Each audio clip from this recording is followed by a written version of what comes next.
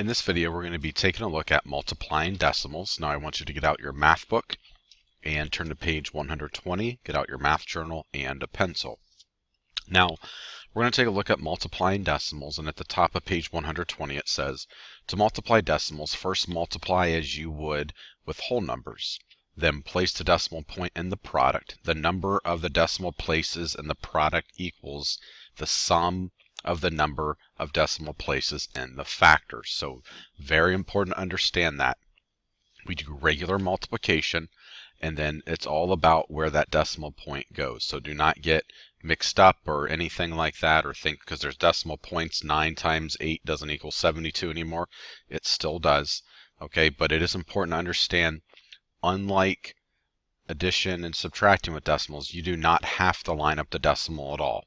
Okay, so you can see we have Delia bought 3.8 pounds of peppers. The peppers cost $1.99 per pound.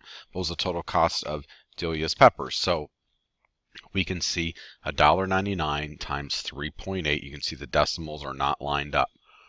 Off to the right hand side, we can see 2 decimal places for that first factor, 1 digit to the right of the decimal for the second one, equaling 3 total decimal places. So you multiply $1.99 times 3.8, 3 and 8/10. You can see you still have partial products. You add those partial products together. You have 7,562. However, if you remember, 3 places to the right in the problem, 3 places to the right for your answer. So the decimal goes between the 7 and 5, and then with money, you always round to the nearest hundredths. Okay, so we can see $7.56, because you never go to the store and get $7.562 thousandths of a cent or anything like that. Now, taking a look at number 2, it says, how can you use estimation to check that you have placed a decimal point correctly in your product? Because if you do not place it correctly in the product, you may have an answer that's completely off. So you may have $756.20, and trust me, you don't want to pay that much money for peppers. So what you can do, you can estimate to check your answer, to check if your answer is reasonable, and I do want you to write this down. For example, if your product is $75.62 and your estimate was 8, then you likely have placed the decimal point incorrectly. Now, let's do one of these together. I want you to do this with me. So you can see we have 12 and 6/10 times 15 and 3/10. All right, so we can see 1 digit to the right of the decimal in my first product, 1 digit to the right of the decimal in my second product. That means we have 2 decimal places that will be used there. Okay, so you can see they did the first one for us. 3 times 6 times 2 times 1, 378. Next one, 5, before we multiply, as we're multiplying by our second number, we put a holding 0 there. 5 times 6 gives me 30, put 0 there. Carry the 3. We have 5 times 2 is 10, plus 3 is 13. Put my 3 there, carry my 1. 5 times 1 is 5, plus 1 is 6. So you can see it's important to understand that even though I'm working with decimals, the multiplication facts are still the same. Now, we are going to go to my next number, and that is the 1, but we need to put 2 holding zeros now. So we have 1 times 6 is 6. 1 times 2 is 2. 1 times 1 is 1. Now we have my 3 partial products now. 378 plus 6,300 plus 12,600. We're going to add all these up. 8 plus 0 is 8. We have 7 plus 0 is 7. We have 3 plus 0 gives me, 3 plus 3 plus 6 is going to give me 12. Thought that didn't sound right.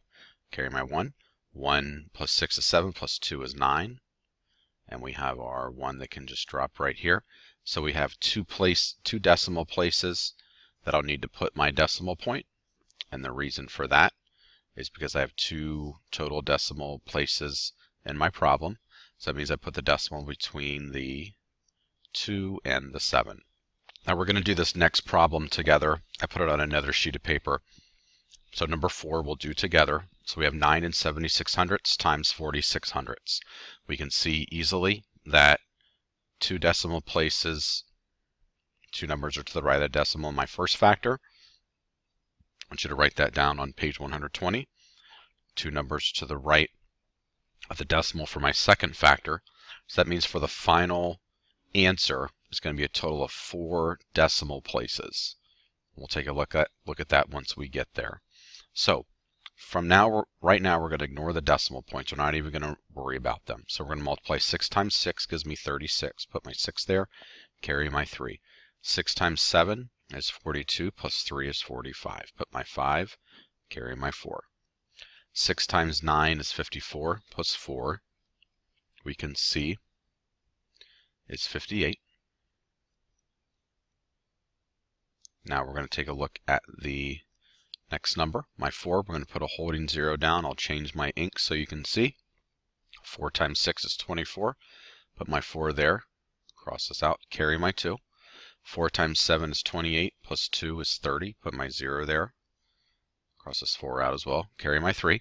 4 times 9 is 36. Plus 3 is 39. Again, I'm still forgetting about my decimal points. Now we're going to add. 6 and 0 is 6. 5 and 4 is 9. 8 and 0 is 8. 5 and 9 is 14. Put my 4 there, carry my 1, which is 4. So right now, I have a total of 44,896. However, I need to think about this number 4. There were a total of 1, 2, 3, 4 numbers to the right of my decimal in my factors. So that means there needs to be 4 numbers to the right of the decimal for my product. And because of that, I can see 1, 2, 3, 4. I'm going to put my decimal point between the 2 4s there. The reason for that, we have 1, 2, 3, 4 numbers to the right of the decimal for my answer. And again, 1, 2, 3, 4 numbers to the decimal for my problem, or for my 2 factors there. Okay, now we're going to take a look at estimating to check reasonableness, or make sure your answer is reasonable. So you can see the multiplication problem from the story problem. 3 and 75 hundredths times 6 and 25 hundredths. You can see the final answer for this one is 23 and 4,375 10,000ths. All right, so a way to check this, where you can round 3 and 75 hundredths to the nearest whole number, which is 4. 6 and 25 hundredths to the nearest whole number, which is 6. Okay, we know that 6 times 4 does equal 24, so the answer is reasonable because 24 is close to 23 and 4,375 10,000ths. Now, if you would have had 240 or 2,400, you know that your decimal would be needed to change there, needing a change. Now, what I want you to do is work on number 5. I want you to multiply that all by yourself, and when you're finished, you can press play, and I will have the answer for you. So I want you to work on that now. Okay, for number 5, you should have the answer of 48 and 4,092 10,000ths. Why did I put my decimal between the 8 and 4? Because I had 4 digits to the right of the decimal in my multiplication problem, so that means I needed 4 digits to the right of the decimal for my answer. Now what I want you to do is work on number 7 and 8, and you can work on that now. Okay, so for 7 we have 38 and 75 hundredths miles, and you can see that was 15 and 5 tenths times 2 and 5 tenths gave you that answer. And to estimate, you can see that 15 and 5 tenths, you can see could be rounded to 15. You can actually round out to 16 as well. 2 and 5 tenths can be rounded to 3.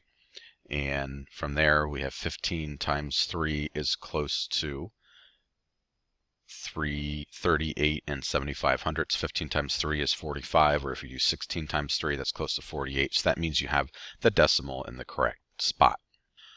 Okay, I want you to take a look at number 9 on page 122, and you can work on that now. Okay, so you can see the answer for number 9 is $23.63. And I'd like you to take a look at number 10, and you can work on that now.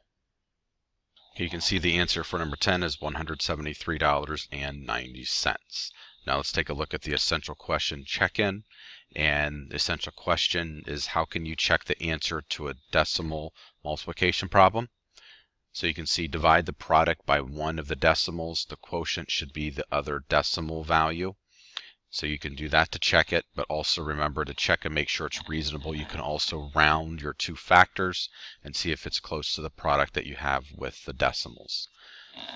So this concludes the video on multiplying decimals. If you have any questions about this concept, please come and see me.